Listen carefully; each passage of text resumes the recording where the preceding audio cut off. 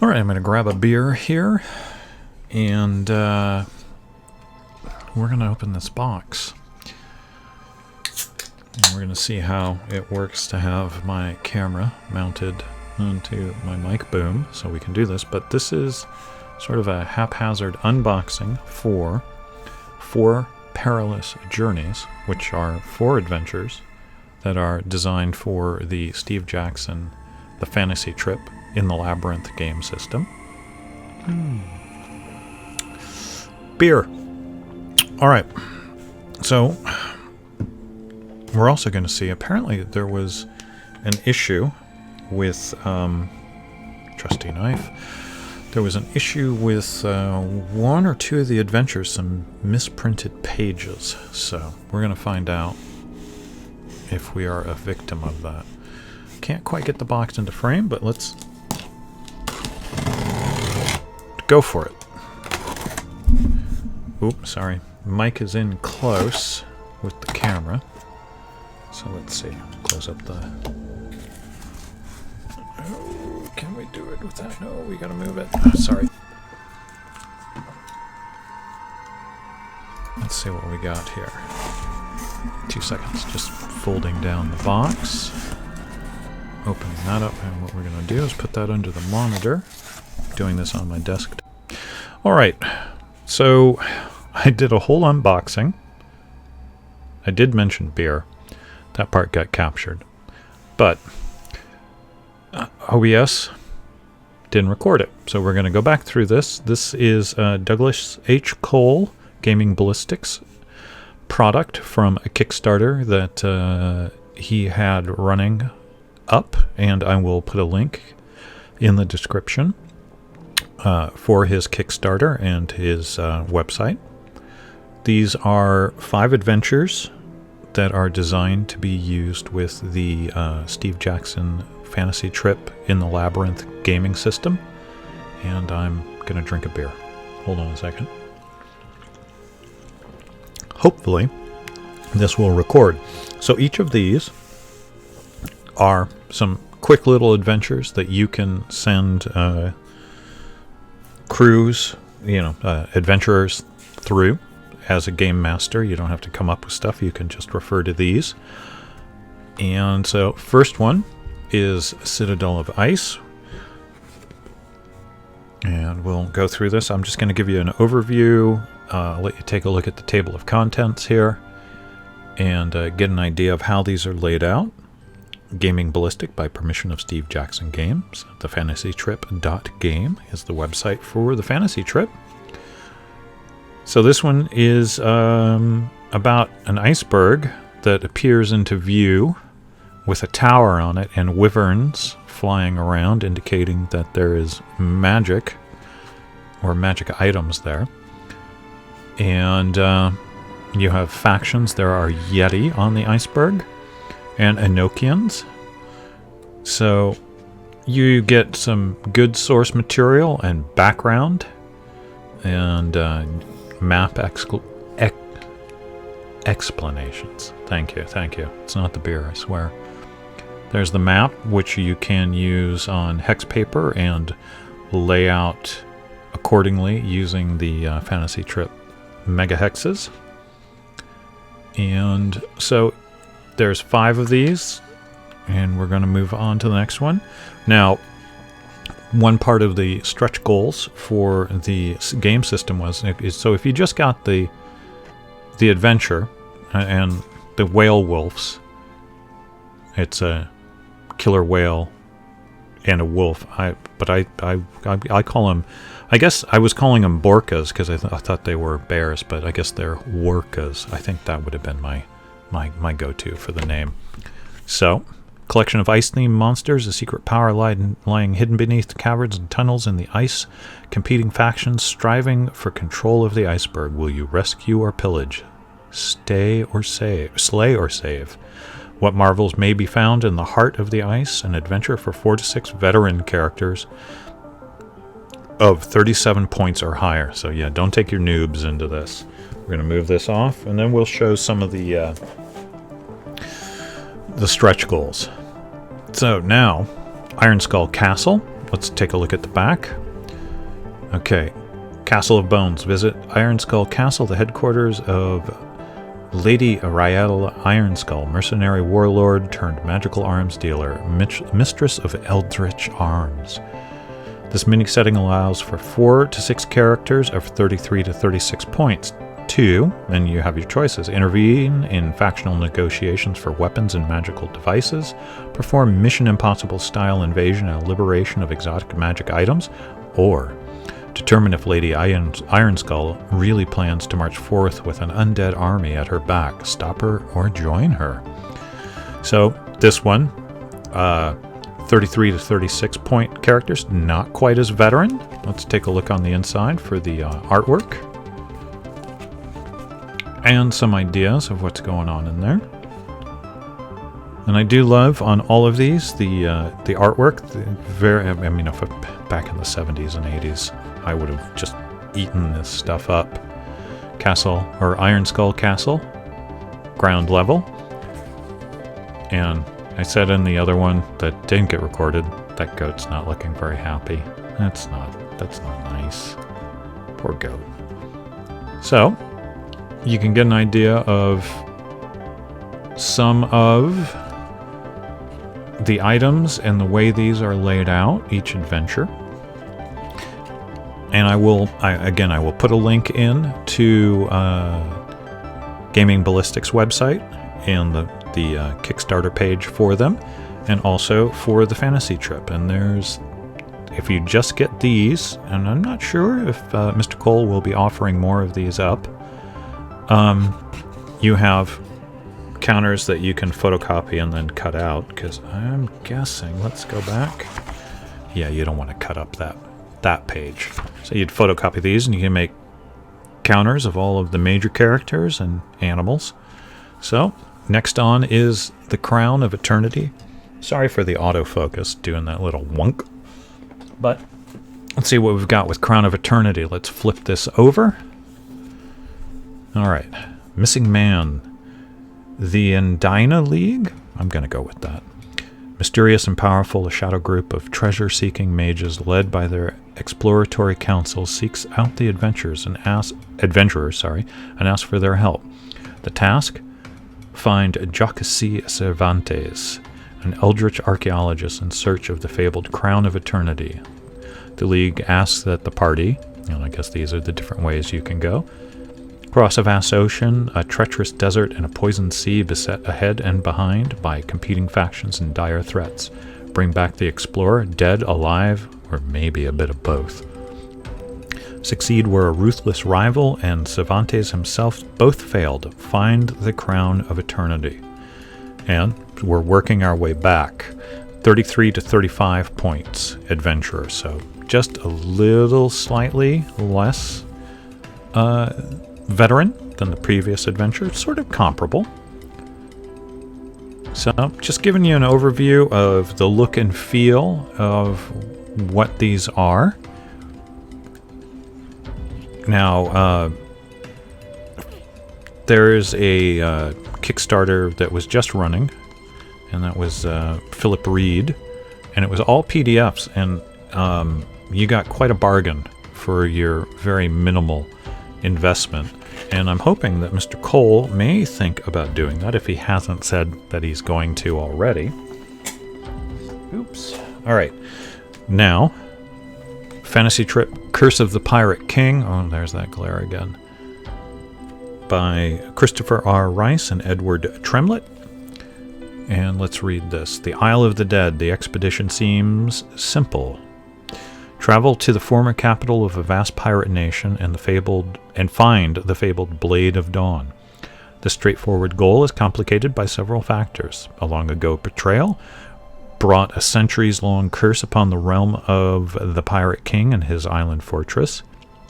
The island is far from uninhabited, though few walking its lands are properly described as living. The players must discover how death has found a way to bring strange life to the Isle of the Pirate King. Characters, 4 to 6 of them, 34 to 36 points. So, moderately experienced characters. Let's take a look in.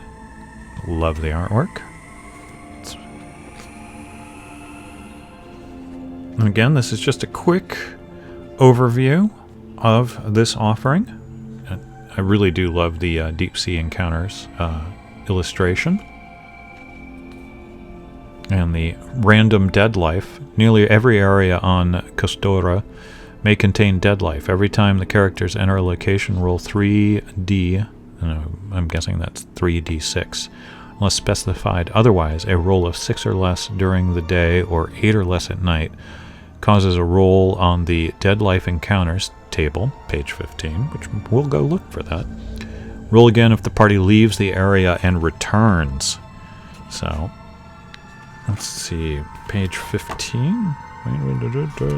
13. Oh. Okay, some characters that you're going, NPCs that you're going to encounter. Random Dead Life encounters. So, there's the table that you would refer to. Love the dead birds. Alright. Moving on. Now, this is the one that supposedly had some issues, but I don't think mine does. There were some printers issues where Vampire Hunter Belladonna, let's get the glare off of there as much as we can, had some issues where the pages didn't match up or were just not quite right. So, and this is the thickest of the adventures, I believe, just from what, going by what I'm feeling. So this is like, yeah, this is a very pre-planned, this is sort of like Melee, Death Test 2, any of the old pocket adventures. And so you could play this solo, I believe. So, and it's quite a hefty volume here. All of the different things that could... Oh, Black Widow or Infinity Spider there. I'm sure we have some name for it. A very Plague Doctor looking gentleman there. Vampire Hunter. That's, yep, Plague Doctor. Human hero. Strength 10, DX 11. His armor reduces it 1 to 10. And there's that. And let's read the copy on the back. Fatal mistake. I see what they did there. You are Belladonna, the young maid and cook at Castle Ironskull, who moonlights as a vampire slayer. Years ago, the sinister Lord Adrak Blackbeard turned your best friend into a vampire. For their own good, you staked them both. Their contagious legacy will plague the local countryside unless you hunt down their horrid spawn. Play as the lethal maid Belladonna, or as your own vampire-slaying hero or wizard. Travel through the villages and wilderness near Ironskull Castle, hunting vampires and more.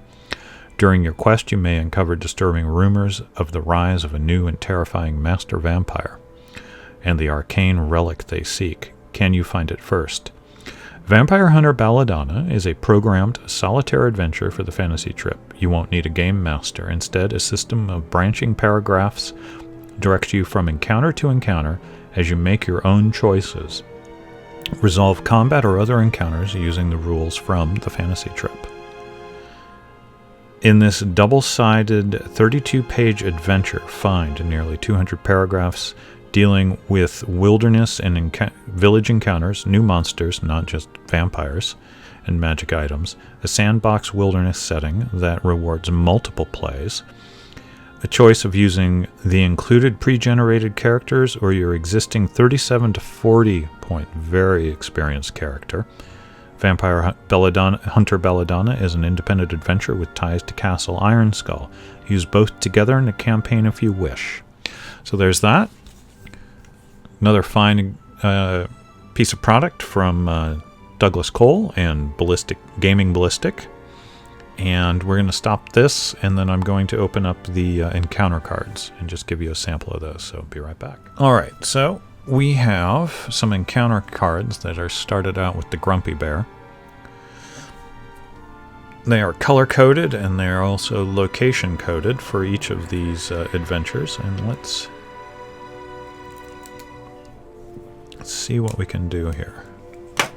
No, butter knife. this open. There we go. That's a start anyway. Let's see. News at 11. Old man struggles with dull knife. That should do it. And then you have notes cards. So let's see what we've got here. Get this so everybody can read them and see them. So you have notes cards. That's to there. So let's see. The aforementioned Grumpy Bear, Wolf Whale, and you can see it has stats, and then there's a description of their characteristics. Wyvern, and again, different areas that they may be encountered. The Yeti Hunter, different classes, different strengths, etc. Ice Ghouls, and this will lead into something that's over here that we'll show in just a second. Ice Water Undine. So you can see, really nice artwork, good descriptions. Yeah, you don't want to face this guy. Strength of 100. So we're going to cut in a little bit here. Deadlife Merfolk. Let's hit those there. Let's take a couple of looks. Deadlife Chicken. There we go. Another Deadlife Chicken. Riding Bird. Looks like a greater auk to me. Giant Rat. No adventure is complete without a giant rat. Vampire Bats. Great Gate Spider, sorry. Goat Sucker. Chupacabra. Werewolves. And then, so you get NPC characters. Kronk, Mercenary Sergeant. Gotha. Obak. So these were part of a stretch goal, and they came off very, very well. And so you have the, say, Vampire Minion, and you can add your own Game Master notes on them if you so wish. Vampire Priest. And then let's get these guys gathered up here, and then we will move on to the next stage.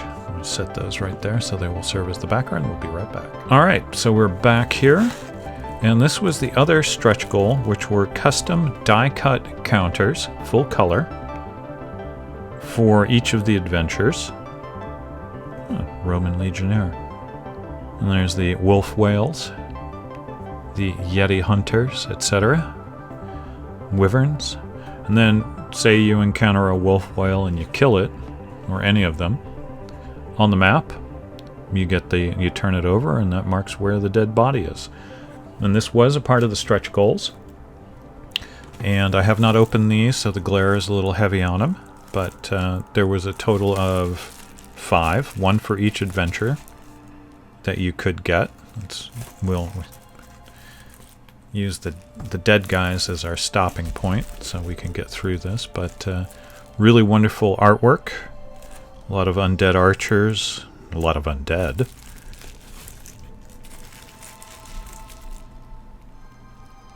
All very good. So again, I will put in the link for...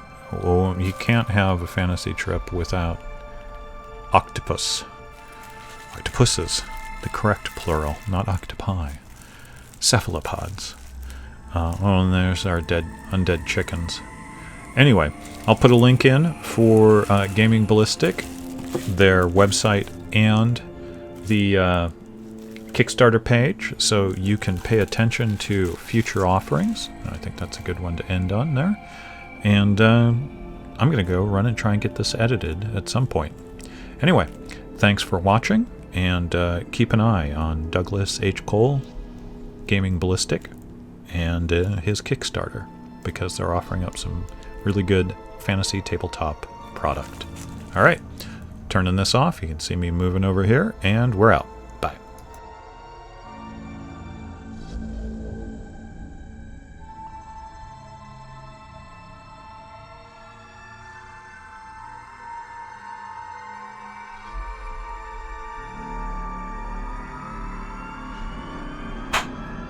All right, folks, if you enjoyed this episode, please consider hitting the subscribe button or the like button. And of course, as the spiel goes, the bell icon to get notices when stuff that I put up goes live. So there you go. Hopefully you enjoyed it, and hope you'll stop back by. Everybody have a good one, and take care.